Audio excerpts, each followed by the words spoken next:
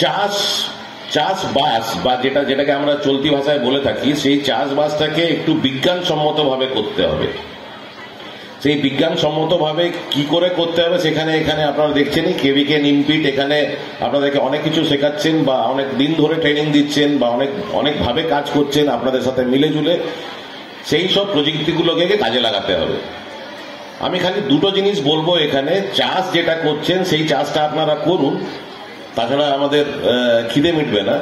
কিন্তু তার সাথে অকৃষি কাজটাও করা দরকার। অকৃষি মানেটা কি? অকৃষি হচ্ছে বেসিক্যালি আমাদের যে অ্যানিমাল হাজবেন্ডারি বা ফিশারিজ বা নন ফার্ম সেক্টরে সেই কাজগুলোকে করলে আপনাদের আয়টা একটু বাড়বে।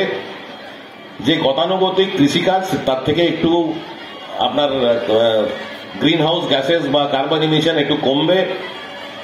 কিন্তু আমি আবার প্রশ্ন উঠতেই পারে কি এখানে যদি অ্যানিমাল হাজবেন্ডারি করি বা আমরা যদি পশুপালন করি সেখান থেকেও কার্বন ইমিশন বাড়বে।